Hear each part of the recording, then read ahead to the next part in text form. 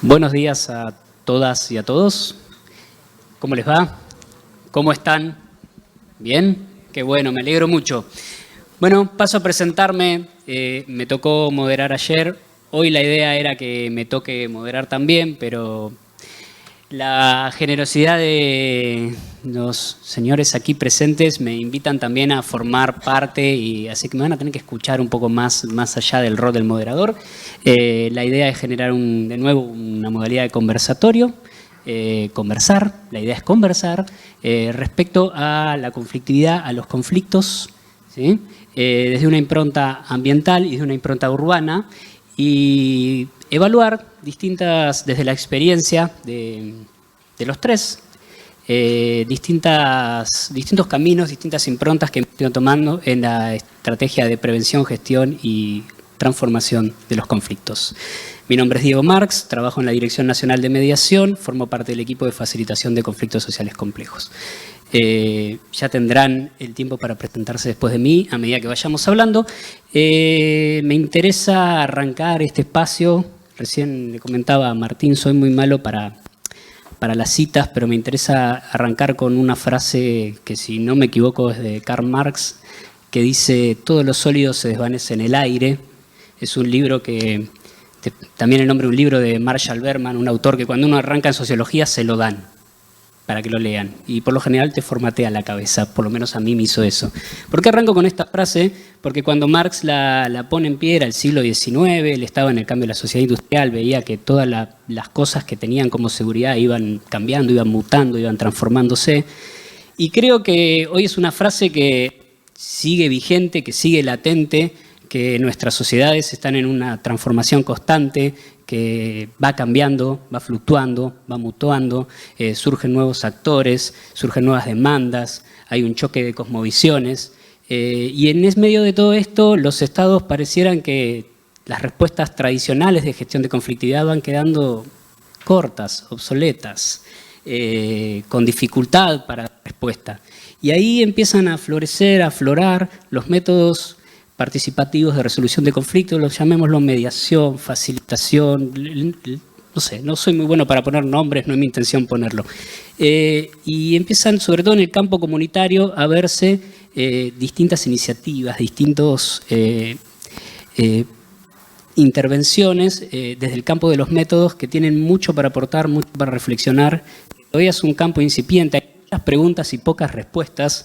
Así que la idea de hoy, por lo que decidimos hace un ratito, es traer algunas de estas preguntas para que puedan ver y escuchar y participar. La idea es que participen también ustedes respecto a su indagación. No pretendemos que se lleven muchas respuestas. Pretendemos reflexionar respecto a la práctica, respecto a la experiencia, a casos fallidos, a casos exitosos, y bueno, aquí estamos. Paso el micrófono para quien quiera comenzar. Bueno, buenos días. Me presenté ayer, pero para los que no estaban, mi nombre es Martín Pacman. Soy oficial de caso de la fase de consulta del MISI. No los voy a aburrir mucho con qué es el MISI, pero simplemente que sepan que es el mecanismo de rendición de cuentas del grupo BID, ¿sí?, del Banco Interamericano de Desarrollo. Nosotros lo que hacemos es atender quejas de comunidades que sienten que han sido impactadas por proyectos que el banco está financiando, es decir, por daños actuales o potenciales que esas comunidades pueden sufrir como resultado de los proyectos de desarrollo que tanto el Banco Interamericano como su brazo privado, el BID Invest, financian en toda América Latina y el Caribe.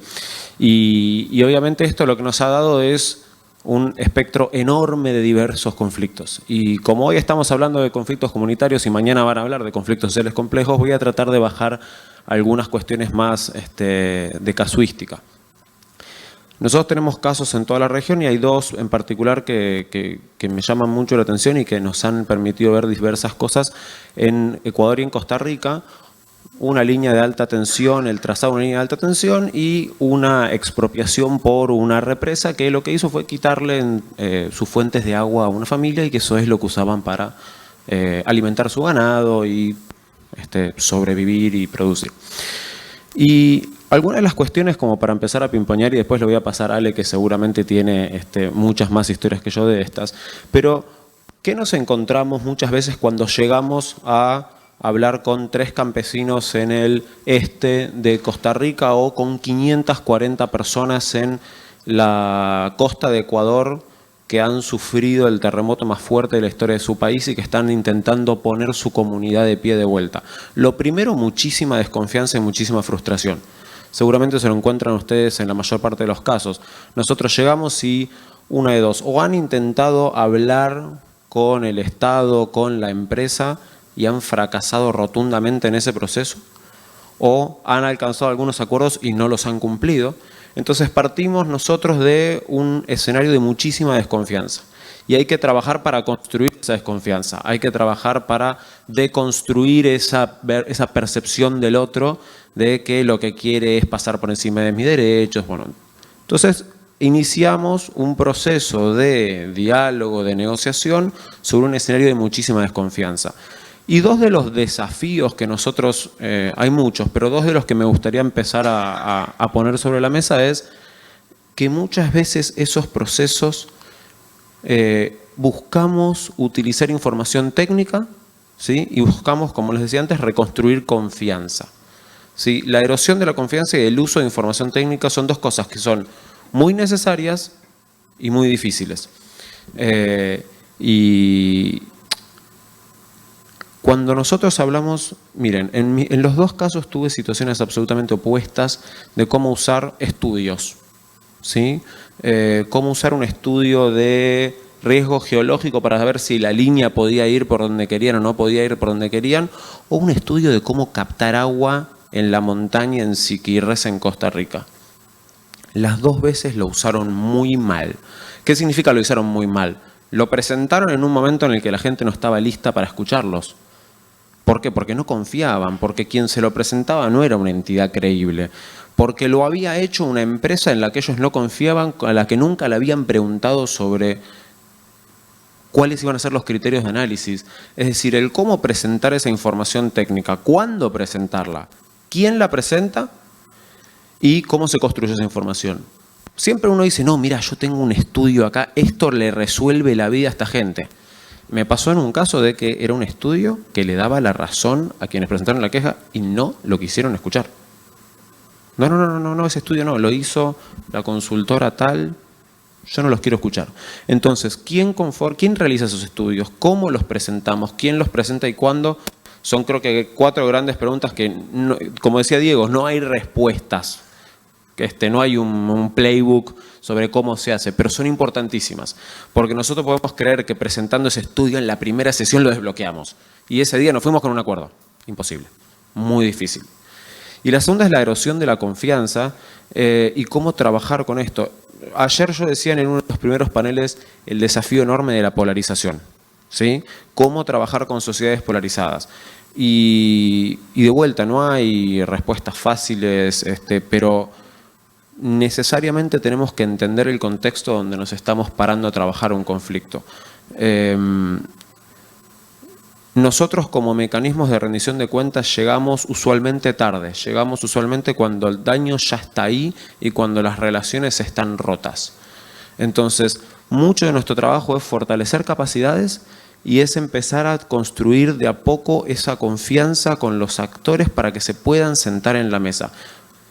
Y para eso nosotros siempre decimos que es importante que aquellos que se sientan en esa mesa tengan una visión de mediano y de largo plazo. Obviamente están todos preocupados por resolver el conflicto puntual que tengo, es si la línea pasa acá o no pasa acá. Pero el problema de esa región quizás era el sistema eléctrico en general y este era un detalle. Pero si pueden reconstruir la confianza con esa empresa estatal, después van a poder trabajar mucho mejor en todo el sistema eléctrico y en todas las deficiencias que tiene esa región o en cómo reconstruirla después del terremoto.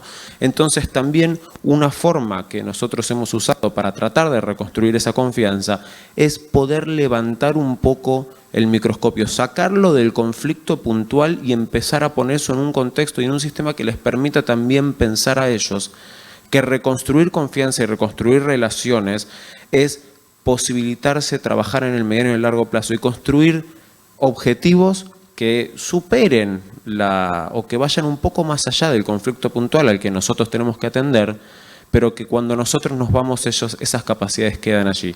No me quiero extender, no sé, Ale, si si querés tomarlo desde acá. Bueno, un gusto. Alejandro Noto soy yo. Tomo algo que plantearon al principio que me parece fundamental, esto de que todo se desvanece. Y yo creo que los cambios sociales, económicos, políticos y culturales que tiene la etapa actual han cambiado también nuestros niveles de sociabilidad. Y para poder tomar esto desde los conflictos sociales, territoriales, ambientales, urbanos, a mí me gustaría que empecemos con un pequeño diagnóstico, o por lo menos yo, que haga un pequeño diagnóstico de por qué estas categorías nuevas de la gestión constructiva de conflicto pueden llegar a verse opacadas dentro de lo que es esta nueva sociabilidad, este nuevo modo de relacionarnos. Nosotros mismos tendemos a enamorarnos de algunas figuras a partir de creer en la construcción de la paz, en creer en la edificación, ladrillo por ladrillo, de un mundo mejor. Y a veces el contraste con la política o con la realidad política es que no surge un nuevo mundo, no surge un mundo mejor. Y nuestro granito de arena siempre está aportándose allí. Entonces hay como un hiato entre las posibilidades humanas del cambio con las posibilidades del sistema, o lo que el sistema mismo genera dentro de la lógica del cambio. Y aquí me gustaría hablar un poco de lo que es el sistema de convivencia al cual apostamos nosotros y el sistema de coexistencia al cual apunta no solo la sociedad que tiende cada vez más al individualismo, a la individuación, a la segmentación a partir de los unos y los otros, sino a dinámicas que tienen que ver con lógicas incluso urbanas, que hacen a la fragmentación social y espacial entre los unos y los otros. Entonces, una cosa es la pretensión de la convivencia y otra cosa es la dinámica institucional, política, jurídica, de ciertos estándares de relaciones entre negocios privados, estructuras de gentrificación, reterritorialización, desterritorialización, desplazamientos y al mismo tiempo voy a incorporar lo humano también, los descartados de la sociedad. Que los descartados de la sociedad no están afuera, están adentro y pujan por entrar. Ese grado de impulso que tienen los de afuera para poder entrar adentro, que nunca se fueron, pero algunos lo ven afuera, o por lo menos el orden preconcebido lo ve afuera, pretende, en ciertas instancias, que desde la gestión constructiva de conflictos se los incorpore hasta la frontera, nunca hasta dentro del todo, porque lo sigue viendo desde lo institucional, desde un lugar que es etnocéntrico cultural. O sea, el etnocentrismo de la cultura institucional es: los de adentro están adentro porque pagan los impuestos, porque cumplen con los requisitos del orden, porque no me hacen lío. Pero en cambio aquel que tiene algún tipo de rebeldía, algún tipo de posicionamiento, de visibilidad, termina siendo una especie de enemigo de la práctica institucional. Y aquí es donde yo digo, ¿para quién trabajamos los que trabajamos en esto? ¿Quién nos contrata a los que trabajamos en esto? ¿Quién paga a los que trabajamos en esto? Y por lo general aquellos que tienen una visión estandarizada del otro, que cuando pretende entrar implica desorden, que cuando pretende entrar prefieren prácticas punitivistas que prácticas de horizontalidad, prefieren prácticas de acolchonamiento, apaciguamiento. O sea, más que un mediador necesitan un bombero el sistema para apagar los incendios que el mismo sistema genera. Y entonces aquí yo digo, cuando se trabaja desde lo social, urbano, territorial, voy a incorporar algunos contenidos que tienen que ver con la igualdad de oportunidades, no con la igualdad de posiciones, porque ya sabemos que posiciones no podemos igualar, con lo que es el equilibrio de poder y con lo que es también la ética dentro del rol propio del operador del conflicto. Y aquí sí, yo quiero plantear que muchas veces discutimos autoconocimiento, autoevaluación, autocontrol, autoanálisis, pero nunca nos tomamos el trabajo, especialmente cuando enseñamos mediación, de ver cuánto de ética tenemos que discutir con los que nos pagan para una buena práctica. Porque en definitiva, el que exige determinado tipo de reconducción del actor social hacia un lugar donde no moleste, me parece que nos pide a nosotros también una práctica que tienda hacia ello. Y yo no sé si es buena práctica esa, porque ahí ya los principios de equilibrio de poder desaparecen. Ahí ya esto de igualar las oportunidades, como el espacio de mediación, desaparece, porque en verdad yo voy con una función específica a hacer lo que el sistema me está exigiendo que haga. Lo pongo como una contradicción de nuestra práctica para poder discutir sobre este tema, porque me parece que estos son los temas que cuando lo ves a un periodista discutiendo con el jefe de redacción diciendo, mirá, yo quiero sacar esta nota, yo sé que el que publicita no me deja, yo quiero sacar esta nota, yo sé que la línea editorial no se puede, yo quiero sacar esta nota porque esto es lo que corresponde, esto es lo que se acerca a la verdad. Él pelea por la ética cuando discute con su jefe de redacción esto. Yo no sé si los mediadores nos ponemos a pensar si en vez de practicar tanto herramientas, si en vez de entender tanto de autoconocimiento, autoevaluación y temas personales, tenemos también que discutir con aquellos que nos pagan sobre lo que pretenden de nosotros que hagamos en conflictos donde el otro también tiene un lugar. Muy interesante lo que decís, Alejandro, y me viene a la cabeza a mí como integrante del equipo de facilitación de conflictos de la Dirección Nacional, trabajo en el Estado Nacional, por regla general son los jueces federales los que nos derivan conflictos. Cuando un juez federal deriva un conflicto, por lo general es una bomba atómica que ya explotó. Entonces el margen de actuación es muy acotado a veces y tiende a desescalar, pero no solo queda ahí, sino que lo que nos piden, por regla general, es que abordemos los episodios del conflicto. No nos metamos tanto en los epicentros porque el statu quo podría temblar, sobre todo si es un conflicto de mucha complejidad. Entonces de ahí me venía a la cabeza bueno, el trabajo que uno tiene que hacer para realmente trabajar en la transformación y también para trabajar con los que están afuera o con los desclasados o con los excluidos. Con los que dicen ser, ¿no? Como repitiendo un poco la idea que vos traías. Porque nos pasa, por lo menos pienso, llego del Estado Nacional a decir, bueno, voy a generar un proceso de no sé, un diálogo. Bueno, ¿por qué tienen que creer que mi diálogo es un diálogo genuino? ¿Y hasta dónde mi diálogo es un diálogo que genera lo que quiero que genere? O sea, que es un cambio social, un cambio en la relación, en la matriz de la conflictividad, o no es un sostenimiento del statu quo. Y les pregunto, aprovecho que los tengo, si ¿creen ustedes hay algún camino, alguna estrategia o algo para tratar de salirse de eso? Me parece que es un dualismo en el que nos movemos constantemente, los que trabajamos en esto, pero ¿qué herramientas, qué posibilidades de acción creen que hay para poder moverse? Ah, no, yo te tiro la pregunta, ahora no, esto es un partido de ping-pong. No, yo creo, ¿qué pienso yo? ¿Qué? Raquel ya se fue. No, Raquel me deja hablar, por suerte me deja. A veces el problema es que me deja hablar de más.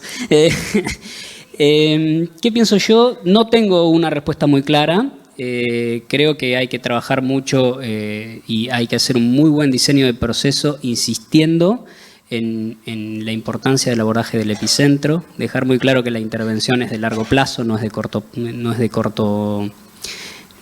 corta acción, que es una carrera de largo aliento.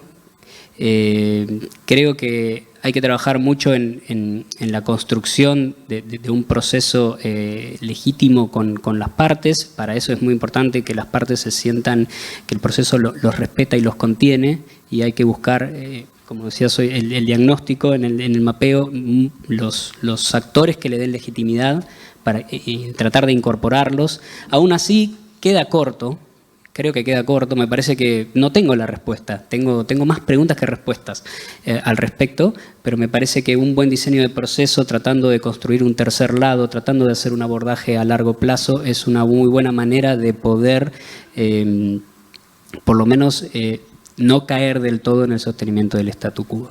Y una reflexión constante de hasta dónde estoy llegando con mis acciones, hasta dónde están alineadas mis acciones con mi objetivo de máxima, y bueno, y saber que soy un mediador en un sistema y por más voluntades que tengo límites. Superman no soy, como decía hoy Alessioli.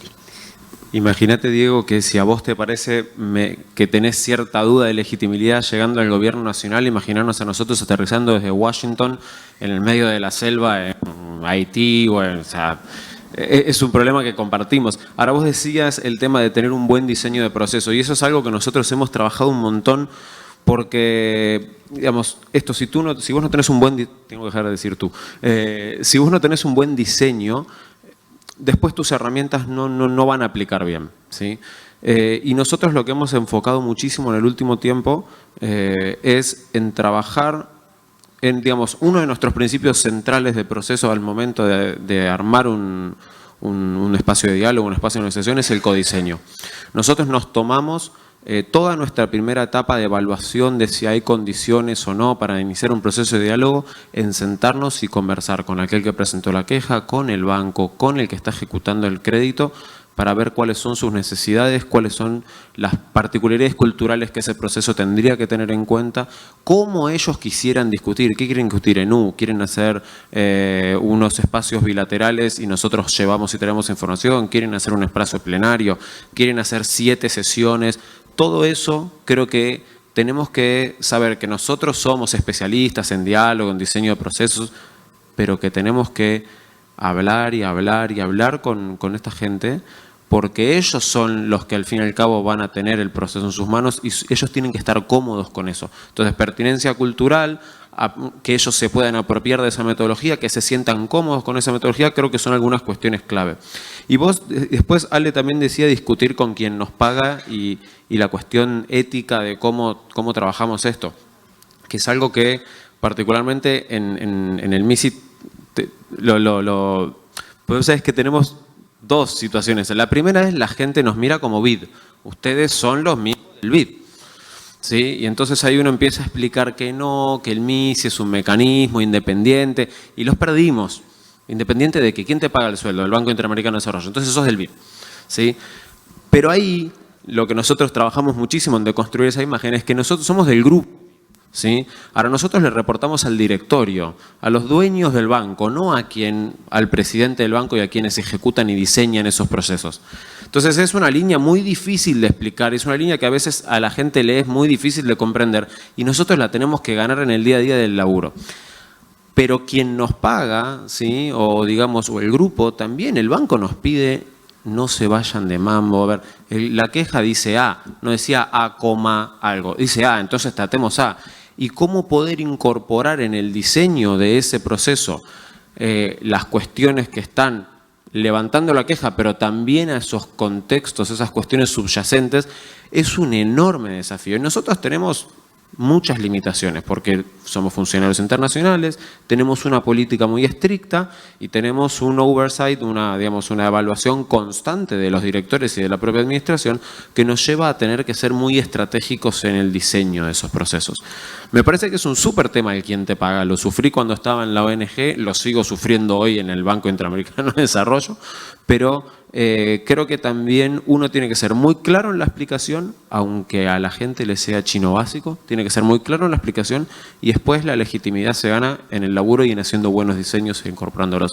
No sé si resuelve, que de vuelta no hay respuestas, pero creo que ayer hablaba de tener responsabilidad como mediadores.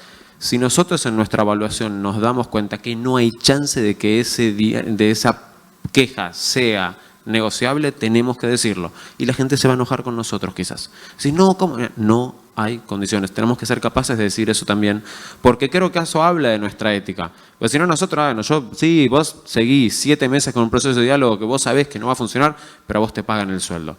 Entonces creo que tenemos que saber que hay como varias tonalidades de responsabilidad y sobre todo de hablar con la práctica. Sí. Respecto a lo del statu quo, me parece que hay un tema que hay que evitar, los procesos que procesan los desajustes del sistema. Y en este sentido, yo quisiera empezar con una certeza más que una incerteza, más que con una pregunta. Yo estoy seguro que si uno tiene un proceso justo, no necesariamente va a tener un resultado justo. Pero si uno tiene un proceso injusto, yo aseguro que el resultado es injusto. Entonces, me parece que nosotros haciendo bien el proceso y siendo nobles con el proceso, conociendo el contexto, como bien planteabas vos, minimizando los riesgos, maximizando los recursos, trabajando con otros en coordinación de acciones, se pueden hacer medianamente las cosas bien, más allá del resultado final. Y esto no implica ser reproductores, esto implica poner lo mejor que tenemos nosotros para poder co-construir al menos escenarios propicios para que se pueda llevar adelante un espacio común donde se escuchen todas las voces, donde puedan participar todos. Otra certeza que tengo, que si la gente se involucra o las personas se involucran dentro de lo que puede llegar a ser la construcción de un problema público, van a asumir responsabilidades políticas y acciones concretas para poder encontrar soluciones comunes.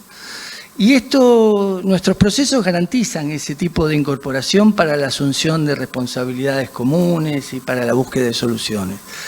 El tema es si los llamamos a todos o no llamamos a todos, o si llamamos a los que nos conviene. Y aquí vienen esto de cuidado con los procesos que procesan los desajustes del sistema. Lo pongo esto sí como un semáforo, y a mí me gusta poner semáforos. Acá adelante nomás, seguramente en la sala hay muchos más, pero acá adelante tengo 3 personas que trabajan en el ámbito comunitario y que me gustaría que ellos se incorporen, tanto Leonel como ustedes dos, si pueden, se incorporen a charlar y a pensar alrededor de estos temas, que me parece que son temas abiertos recién. Y ¿están pensando, no quieren hablar nada? Dale. Pero bueno, dale, porque como compartimos el campo comunitario, me gustaría que ustedes también. Hola, mi nombre es Fernanda, no sé qué estoy haciendo acá, ¿me ves sentar en tu costado? No, acá me puedo poner, total, las mujeres siempre estamos así y van a decir siempre lo mismo, así que no te preocupes. Muchas gracias. En realidad, la generosidad de Alejandro es enorme. Yo trabajo en un espacio del Consejo de la Magistratura de la ciudad y lo que hacemos desde ese lugar, en el espacio específico, vení Lili, que es facilitación en el ámbito comunitario y especialmente en zonas vulnerables. Igual voy a tener mi minuto de fama mañana a la mañana, no se duerman, a las 9 los esperamos. La idea es simplemente, yo no coincido en algunas cosas que dijeron. Yo creo que la experiencia me ha permitido ver que no tenemos que tener la misma expectativa respecto de estos procesos que la que poníamos románticamente 20 o 25 años atrás. Y me parece que tenemos una responsabilidad de cuidado de la gente que está en nuestros procesos de mediación o de facilitación en esto. A esto me refiero. Y de cuidado de la mediación propiamente. Del proceso, también, ¿no? Digamos, claro. así como decíamos años vos sos atrás. custodia también de eso que tanto respetamos nosotros, pero que también tienen que respetar los otros. Algo así como antaño se decía quién cuida al niño en las mediaciones y no sabíamos quién se hacía cargo del chico hasta que aparecieron montones de figuras que se ocupan de eso. Medio es quién se hace cargo de estas personas que no están en la misma condición cuando se negocia con el Estado, que es lo que me toca trabajar a mí. Los dejo con el interrogante. Bueno, yo soy Liliana Rodríguez Helénico, trabajo con Fernanda, trabajamos en el Consejo, hacemos facilitaciones y otras cosas. No barremos todavía, pero hacemos muchas cosas. Y también pensaba que en esta etapa es un proceso de ida y vuelta de aprendizaje, porque a medida que vamos interactuando con la gente, vamos aprendiendo. Y eso nos lleva también a pensar, bueno, ¿qué buscamos y qué queremos más allá de la mediación? O sea, que la mediación como qué, como un acuerdo, no. La mediación como esa posibilidad de estar como en ronda, darle la palabra también saber qué palabra y ver si con eso vamos avanzando. No sabemos a dónde. Bueno, eso es lo que hacemos, tratamos de hacer por lo menos. Bueno, yo hace tiempo que vengo razonando sobre esto y pensando sobre esto. Creo que Nukin... Que soy Lionel, uruguayo, todo eso, ¿sabes? No, pero vos dijiste que era Lionel. Claro. Sí, también soy uruguayo, igual que María José. Le tenemos fe en el Mundial ahí. En el Mundial no, En la Copa América. Copa América. Bueno, en realidad vengo pensando hace tiempo de esto, en la intervención del Estado y en la intervención del dinero en los conflictos. Yo recuerdo que ayer Jorge Amado Yunes también lo planteaba y decía, ¿por qué no vamos a buscar de sponsor a Microsoft, por ejemplo, ¿no? O por qué... Bueno, Microsoft tiene un sistema de mediación interna, ¿no? Cuando la gente ingresa y egresa a Microsoft, o sea que está interesada. Ahora, ¿cuánto nos sesga? Para mí es la pregunta. Y me parece que este es un dilema ético, individual. Porque no se puede hacer mucho. Alguien tiene que poner el dinero. Y esa parte que pone el dinero necesariamente está comprometida con el caso, sino para qué pondría el dinero. Sí, algún interés sobre, en algunos casos mayor y otro menor. Yo te pongo el caso en el que nosotros llegamos, que es el de Montevideo como tal, donde tenemos 2 sistemas de mediación y siempre hay quien financia la actitud del mediador. Entonces, necesariamente, esto de alguna forma sesga. Nosotros lo tratamos de licuar en un pool de donantes, pero también lo sesga, porque viene alguien y dice, yo soy donante, yo soy parte. Entonces también termina sesgándolo. Y si nos quedamos sin todos los donantes, este es el razonamiento, el sistema no funciona. Entonces sigue siendo un dilema, y para mí es un dilema ético y que se resuelve nada más que éticamente. ¿Cómo sé que el abogado no se va a poner del lado del otro? Nunca lo sabés. Y con el mediador va a pasar lo mismo. Va a depender de con quién vayas. Si vos vas con una persona con una fortaleza ética importante, entonces seguramente tratará de ser lo más multiparcial posible. Y si es una persona inescrupulosa, entonces necesariamente va a sesgar para el lado en que se beneficia. Creo que esta es mi perspectiva, solo tiene solución desde lo interior. Gracias, porque te metiste al hueso, ¿no? El Congreso Mundial de Mediación que se hizo en Perú lo financió la Embajada de Canadá y muchas mineras. E impuso la agenda, diálogo minero. El diálogo minero puede estar perfectamente bien visto dentro de lo que es el rol de quien va como tercero frente a lo que puede llegar a ser un lugar de conflicto, convocado por las partes en conflicto, convocado por el conflicto mismo, convocado por estar allí, el estar allí como categoría conceptual. Lo cierto es que hay asimetrías dentro del mundo de la minería y el actor social. Hay determinado tipo de grupos donde prefieren la no judicialización y sí el diálogo. Nosotros propugnamos el diálogo en todos los campos, pero la no judicialización para algunos actores es el impedimento de empoderarse frente al otro. Entonces, rápidamente, el diálogo minero a veces beneficia a la lógica empresaria más que a la lógica del actor social. Cuando un congreso entero te lo financia, el capital que le interesa propiamente que los mediadores trabajen para ellos. Yo me pregunto si todos tenemos que ir y aceptarle la agenda que nos impone también, en función de lo que decís vos. Y tomo tu ejemplo porque me parece que es el fondo del asunto. Y a los mediadores nos está pasando esto, sobre todo los que trabajamos en este campo, por eso traemos este problema. Así sea un mediador comunitario de una intendencia, donde el intendente tiene un conflicto y dice, andá y solucioname el tema. No dice, andá y mediá. ¿Puedo hacer un aporte ahí? Todos. También ocurre, pasa en el ámbito privado. Yo trabajo, bueno, vos sabés, algunos de los que me conocen. Soy Lilian Vargas de Resistencia. No solamente en el ámbito que vos estás mencionando, Ale, también pasa en el ámbito privado. Yo me dedico también a la consultoría de empresas hace unos cuantos años y me ha tocado de que quien firma el cheque de la empresa me diga, quiero que me cuentes qué hablaste con quien sea en las reuniones, o sea, violar el convenio de confidencialidad. O quiero que tal tema se solucione para este lado. O sea, también me están imponiendo una agenda siguiendo tus palabras. Y está en uno, avanzar o no. Yo he renunciado a contratos excelentes, hablando en dinero, ¿no? He renunciado por una cuestión ética que va en contra de mis principios morales. O sea, no está solamente en el ámbito de ustedes, está también en el ámbito público.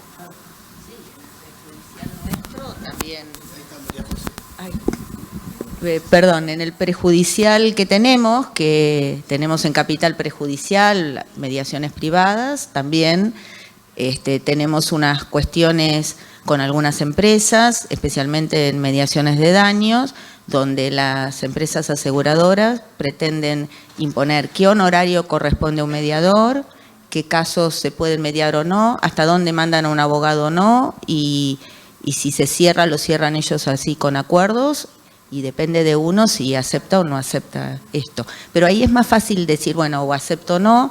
Está también la limitación económica, porque si un mediador privado trabaja de eso, tiene también esa limitación. Si todo dice que no, se tiene que dedicar a otra cosa. Pero también con una cosa más esperanzada, pensaba que si bien todo este camino que uno dice y se presenta y se pregunta, tiene que ver con todas estas limitaciones, por otro lado, poco a poco venimos avanzando en un camino para ir sembrando una forma diferente. Habrá casos en donde se negocian un montón de cosas y se hablará lo que dice la agenda, y en el medio de eso habrá algunos que hablaremos de algunas otras cosas. Algo va a quedar, porque si no tenemos que bajar la persiana. Ay, perdón. No, un poco dando un mensaje más positivo, porque creo que nosotros tenemos la experiencia, hay líneas de investigación que financian este tipo de cosas. El tema que creo, por lo menos en nuestra experiencia, es que lo estábamos aprovechando poco, pero creo que la resolución de conflictos y el tema de la pacificación es una prioridad para muchos países de América, por lo menos, y nosotros tenemos proyectos de agencias de investigación en donde estamos financiando programas de campo que tenemos total libertad. Es decir, sí necesitas una institución que te avale, como puede ser una universidad, por ejemplo, pero son ámbitos en donde la investigación no está con un perfil determinado y a nivel universitario, encantados de que venga gente y nos haga propuestas, y mientras que estén dentro de un marco de trabajo ético, razonable, se trabaja, y creo que hay que empezar a mirar también ese tipo de financiación externa en donde hay posibilidades. Creo que hay mucha financiación, que la misma financiación que tenemos ustedes la tienen ustedes, en donde se puede trabajar. Pasándoles una propaganda, como institucional, no se pudo mediar en una etapa por cuestiones que tenían que ver con la violencia familiar, y la dirección donde pertenezco, del Consejo de la Magistratura, hizo una investigación, y la verdad que hizo una investigación con una investigación cualitativa, con un libro y con casos para probar que no eran todos los casos así, y se trabajó y se estudió y se capacitó para que esto, bueno, se pudiera ver otra mirada. Cortito. A mí no me gustaría que quedemos en un estado de depresión. Yo creo que todo lo contrario. Creo que hay que ponerle el cuerpo a esta situación y decir, estamos acá, tenemos estas dificultades, si no las vemos, vamos a pifiarla. Entonces la idea es, sepamos en un espacio donde todos trabajamos con la cuestión pública que este es un gran inconveniente. El que quiera participar se tendrá que adecuar a estas dificultades, pero no generemos soluciones iatrogénicas. Con la mejor intención uno por ahí hace macanas. Entonces, cuando la advertís, ya no podemos ser como un chico que recién empieza a trabajar en este ámbito. Eso nada más. Y una cosa puede parecer menor al nivel que estamos teniendo, pero yo creo que uno de los principios que nos puede ayudar a empezar a trabajar esto es el principio de la transparencia. Es, a ver, plata X. La plata viene de acá, el objetivo es este y todo lo que nosotros hagamos va a ser público. ¿Sí? En el marco de lo posible, ¿no? Por supuesto.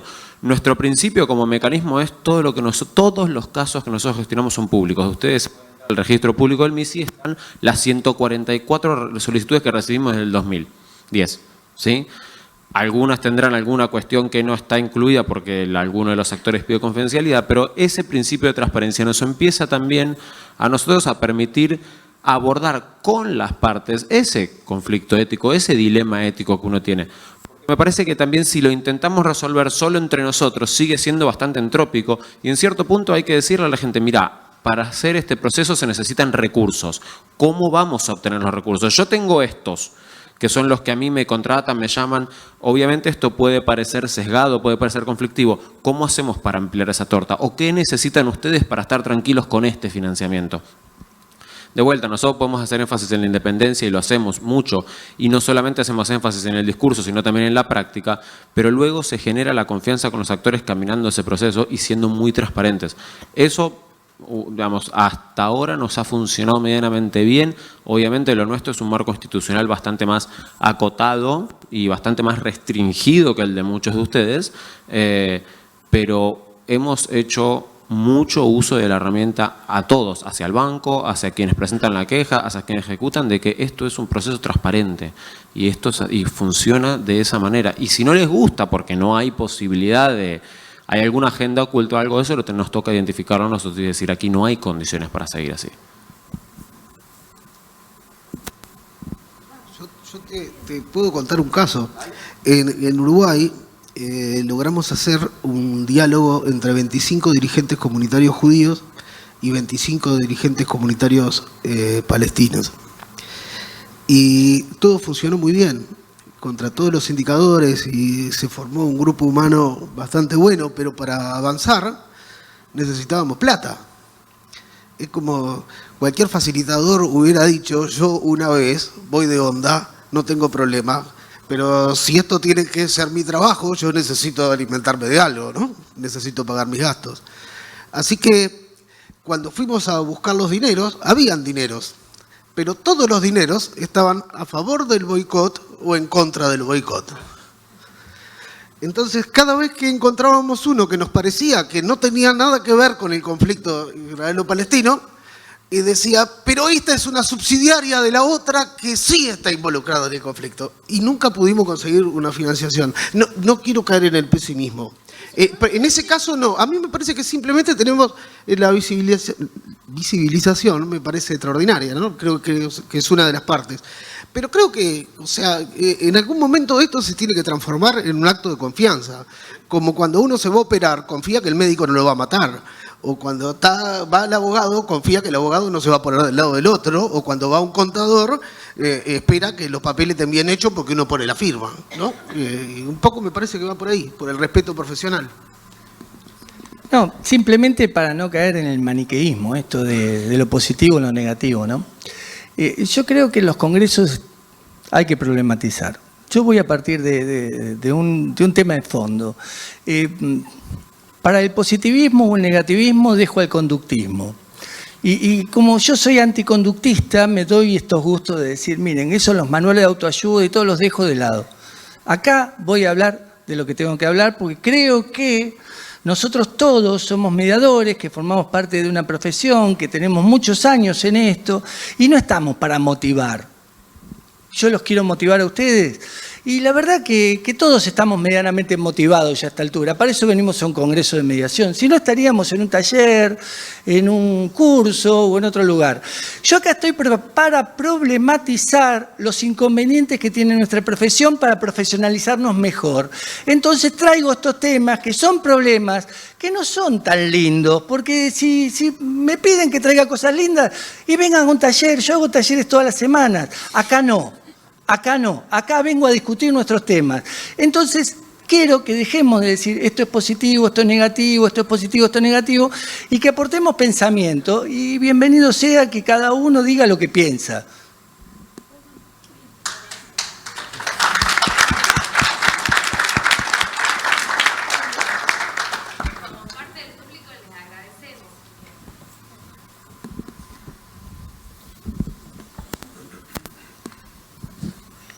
Yo te agradezco porque uno como que actúa en automático.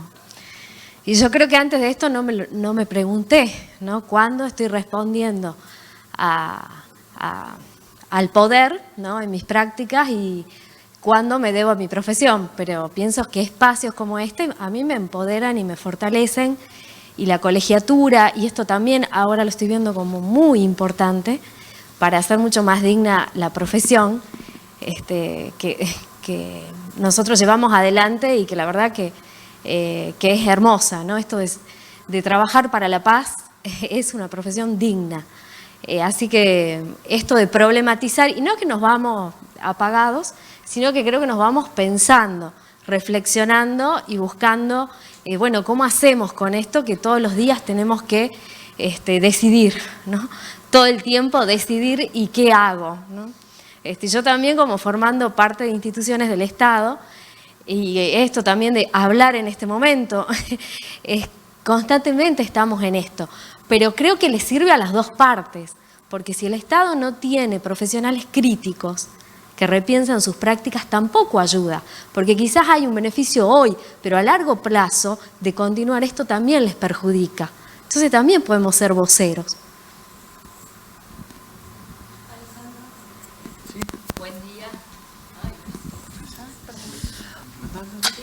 Bueno, no. Muchas gracias por tus palabras y estoy totalmente de acuerdo contigo porque este es el espacio que tenemos nosotros para mimarnos, ¿no? Y para decir las cosas que tenemos en conflicto. Y una de las cosas que personalmente tengo en conflicto es que no tengo una profesión de base. Y es un conflicto enorme en mi vida. Y soy mediadora, ¿sí? Y por supuesto que medio con abogados y me dicen, ¿su profesión de base? Mediador. Y a mí me gustaría saber, sabes que en Salta estamos con el tema del colegio, ¿no? Pero me gustaría saber si yo podría ser una profesional de la mediación sin una profesión de base.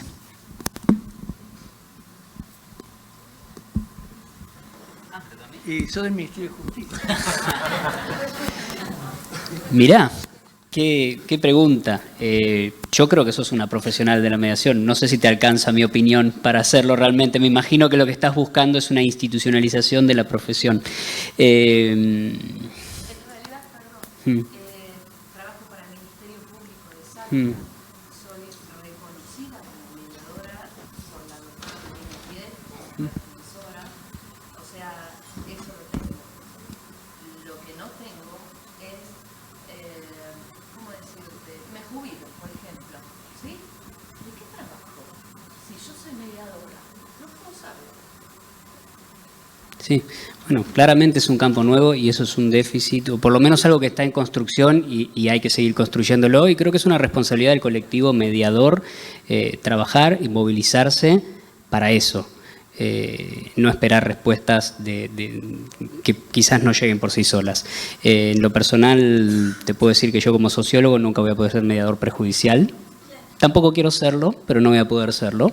Y bueno, es donde estamos. Me parece que somos un colectivo que trabaja mucho para que los demás se movilicen y tenemos déficits a la hora de movilizarnos nosotros. Pero me parece que ha habido una construcción que ha decantado para donde estamos hoy. Y bueno, es nuestra responsabilidad recoger el guante y cambiarlo.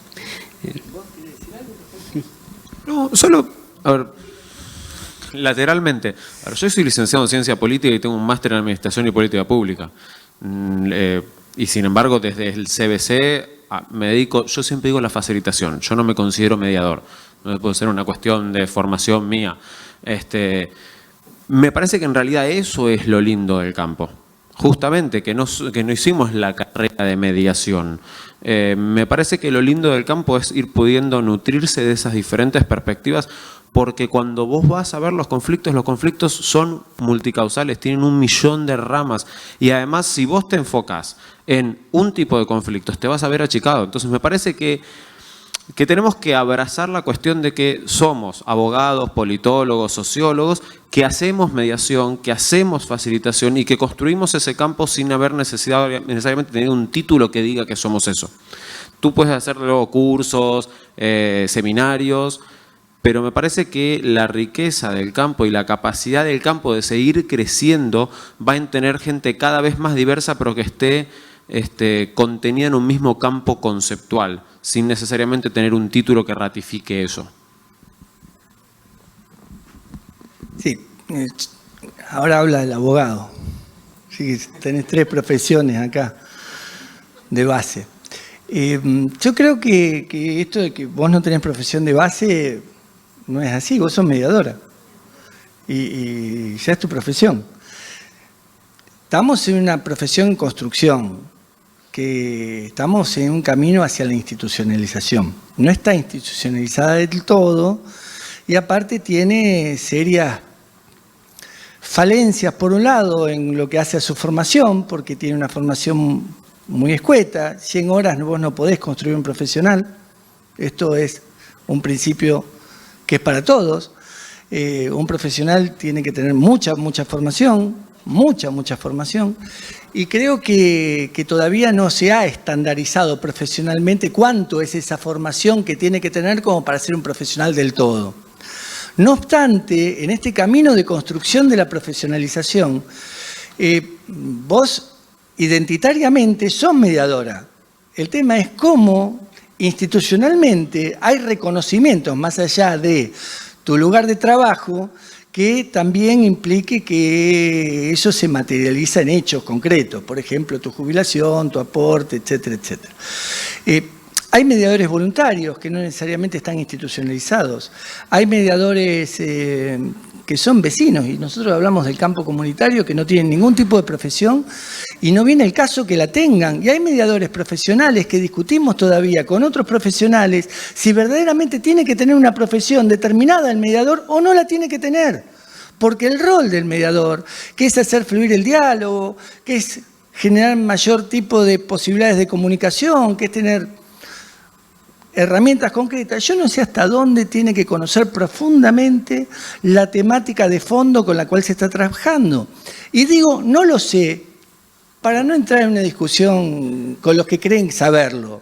Creo que ninguno de nosotros lo sabemos. Es más, yo estuve hace como 20 y pico de años en el Ministerio de Justicia y en un centro de mediación comunitaria del Ministerio de Justicia, cuando venía una persona que estaba medio desequilibrada mentalmente o algo por el estilo, decía, vení vos que sos psicóloga, que este caso es para vos. Cuando venía un tema de medianera, había una arquitecta en el centro de mediación y decía, che, es un tema de medianera, esto es para vos. Y la verdad que nada de todo esto es así. O van a decir que cuando un abogado está trabajando con una mala praxis, nosotros sabemos lo que están hablando las partes cuando hablan del tema médico, y no es así. Entonces, o creemos que somos los sabelotodos, los abogados, que podemos meternos en todos los temas que están hablando. Un tema, una vez me pasó, mediar un tema de un puente. Y la verdad que era un tema de ingeniería, puro y duro. Y yo estaba ahí como mediador y discutían el puente de un lado y del otro, cuál era el grado de los gaviones que tenían alrededor del puente, que sostenían el puente, y yo no sabía ni qué quería decir la palabra gaviones. Entonces, los aviones. De los aviones hablaban. Bueno, entonces digo, ¿hasta dónde este preconocimiento es un prerequisito para ser mediador? Y esto, o mediadora, esto es una discusión que todavía no la tenemos saldada. Y que aparte, y lo digo por abogado, nuestro campo es un campo abarcativo de incumbencias que pretendemos tener todos nosotros. y que no le permitimos nada a los otros.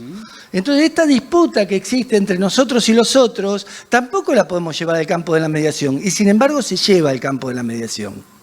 A mí un día me quisieron declarar persona non grata en el Colegio Público de Abogados cuando dije que la mediación era para todos. Entonces yo dije, antes que digan eso, yo prefiero no venir, porque ustedes no son lo suficientemente abiertos para entender de qué hablamos cuando hablamos de mediación. Él dice, yo soy sociólogo. Lederach es sociólogo también, y es uno de los mediadores más importantes del mundo. Entonces, ¿de qué hablamos cuando hablamos que tenemos que tener una profesión estricta de base para poder llevar adelante un tema determinado? No está saldado. Me parece interesante, yo miro, esta es mi mirada personal, no del ministerio, aclaro.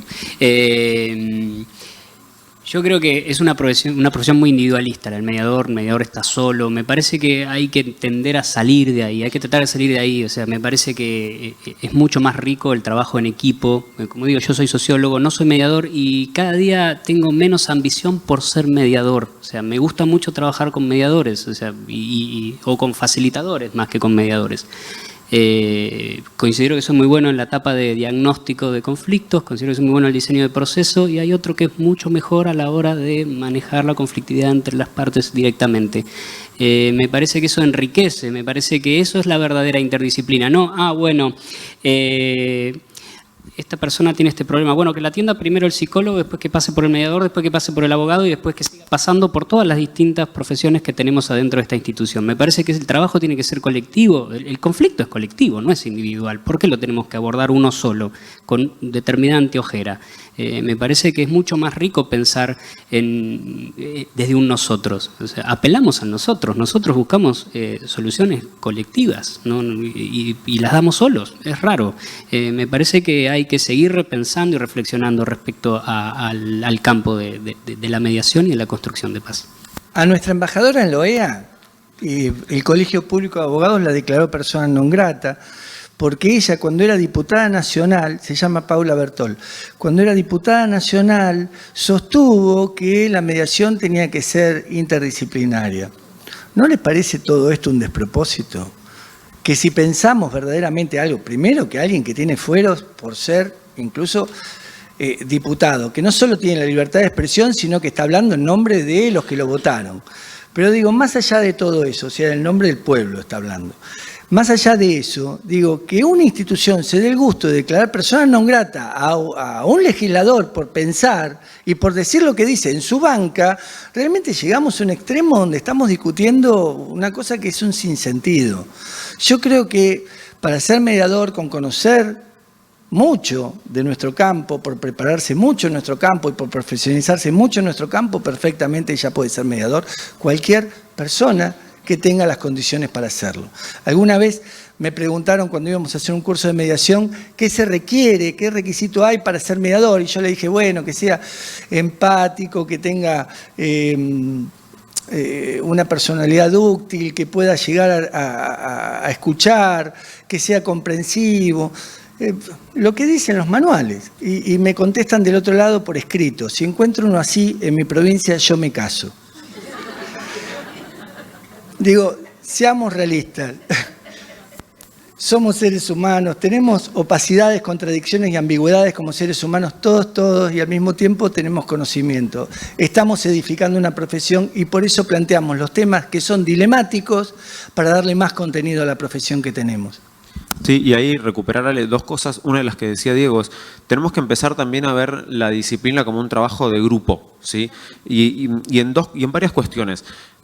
Yo, al igual que Diego, me siento muchísimo más cómodo en el análisis de los conflictos y en el diseño de procesos, y puedo facilitarlo, pero creo que hay gente que lo hace mucho mejor que yo. Y ahí empieza el diseño de un equipo de trabajo para abordar los conflictos. Y además empezar a pensar mucho más todavía la cofacilitación, que es súper complejo, ¿sí? Pero que creo que en algunos escenarios puede ser muy útil. Y con respecto a Ale, lo que decías de la temática, no temática, me río porque era una discusión que teníamos en su momento en Cambio Democrático. Yo coordinaba el tema de prevención de conflictos mineros, algunos que decían que yo tenía que ser experto en minería, que casi que lo terminé siendo, pero hoy en el banco, en el MISI, yo manejo temas de titulación de tierras indígenas, manejo de hidroeléctricas, tendido eléctrico, la la remodelación de una calle, una estación subtransformadora. Creo que si nosotros pretendemos profesionalizarnos en los temas, nos vamos a alejar un poco del campo. Uy, cuántas manos, qué bueno. Sí. Traemos el almuerzo y lo almorzamos acá. No, creo que estamos bien, ¿no? De tiempo, Leo. ¿Cuánto tiempo nos queda? Se pasaron 45. ¿Qué? Nos pasamos 45 y siguen acá. Bien, bueno, bien.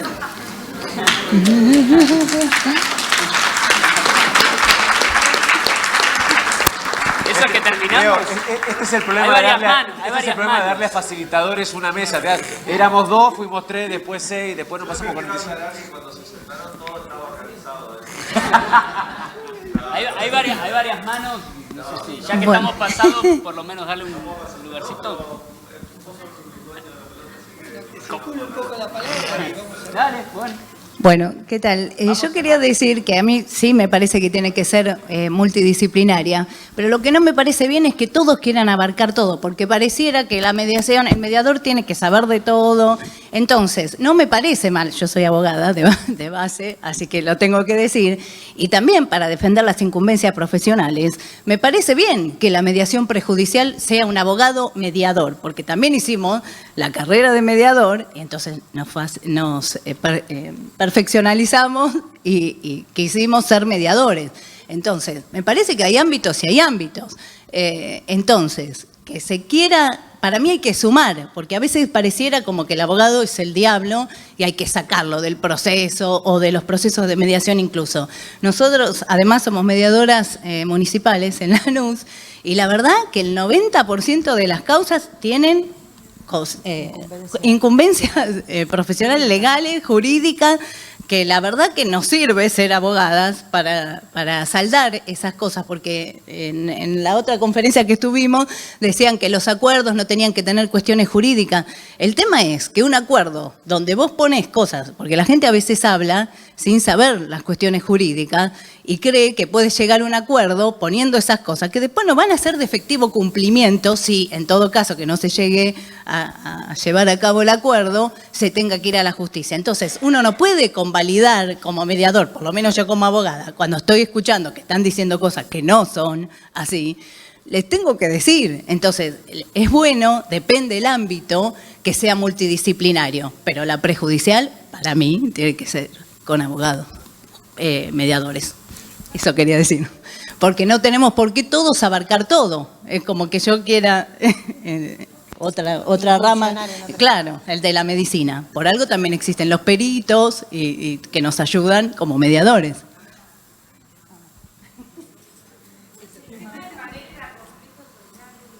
Conflictos comunitarios. Puede ser conflicto de la comunidad mediadora, va decantando para ahí, pero sigue siendo comunitario. Yo les cuento una anécdota a mis colegas abogadas. Les cuento una anécdota a mis colegas abogadas y vamos cerrando, si les parece. No sé, me parece que... y voy a usar una mala palabra, pero porque la voy a decir sic, nada más. Una vez yo era defensor del pueblo de la Ciudad de Buenos Aires y me llama el director del registro civil. Esto fue hace como 20 años. 18 años. Y era amigo mío el director del registro civil. Y me dice, che, Nato, ¿vos seguís boludeando con esto de la mediación? Entonces yo le digo, sí, esto me gusta. Le digo. Y dice, porque acá tengo una abogada que en su estudio hizo un divorcio y lo quiere inscribir. Le digo, bueno, pero el desconocimiento del derecho nosotros no tenemos nada que ver. O sea, ella tiene derecho a no saber derecho. En verdad, hay un principio que es hipócrita, que todas las personas conocen todo el derecho. Yo creo que no todos los abogados conocen todo el derecho, ni todos los abogados saben lo que están haciendo cuando ejercen la profesión. Es más, con solo haber trabajado muchos años en tribunales y haber visto las cosas que presentan los abogados, digo, por favor, algunos prefiero que ni hablen. Ahora, una abogada que va a inscribir un divorcio que hizo en su propio estudio, ustedes saben de qué estoy hablando, ¿no? Digo, no todos conocemos de todo, ni siquiera los abogados conocemos de todo. Y en este sentido, a veces nos creemos los dueños de la cuestión jurídica y no estamos tan en condiciones ni siquiera de discutir esa cuestión jurídica. Miren, yo soy abogado desde hace 30 años, pero soy profesor desde hace 30 años de Derecho. Doy Derecho Internacional de Derechos Humanos, Derecho Latinoamericano, doy Derecho a la facultad. Y los alumnos se reciben no sabiendo Derecho. Entonces digo, ¿de qué estamos hablando cuando hablamos de todo esto? Está bien, pero lo pongo como un tema también de discusión. Yo creo que es importante tener en cuenta que no es uno o el otro. Me parece que es un campo abierto donde, o sea, hoy está muy circunscripta hacia el abogado, hacia la figura del abogado. Me parece que hay que trabajar para su apertura. Eso no quiere decir quitarle incumbencias a los mediadores abogados o a los abogados mediadores, sino trabajar para la apertura. Trabajamos para abrir canales, abramos los nuestros. Estamos muy excedidos. Leonardo cada vez está más cerca. Creo que me va a levantar y me va a llevar en andas al almuerzo. Así que no sé si... ¿Bien? ¿Querés un anuncio parroquial? Un anuncio parroquial. Dale. Exactamente. Bueno, en primer lugar, agradecerles a Alejandro, a Martín, la verdad, y a Diego. La hemos pasado bárbaro. Yo ayer no almorcé, así que si hoy pasa lo mismo, no tengo ningún problema. Sí, mal no me viene, así que... Pero bueno, no, la verdad, agradecerle por esto de ser espontáneo, de abrir, de poner en crisis estos conceptos, que no es todo muy lindo, ni tampoco es ni para deprimirse, ni para irse con... Es para trabajarlo, que esa es la idea de justamente estos conversatorios, que bueno, excelentes paneles, todos. Entonces, bueno, es para poner a trabajar para seguir mejorando. Porque si todos estamos en una zona de confort, pensando igual, la verdad que es muy difícil. Y van los avisos. Vamos a tratar el horario de las 15, al sumo 15, comenzar, sobre todo porque bueno, están los cafés previstos y demás. Así que les pido eso, nos ponemos a tono ahora a la tarde, 15 y 10 máximo. Estamos arrancando con el panel y con el café de Ale en el Salón Ibera. Muchas gracias.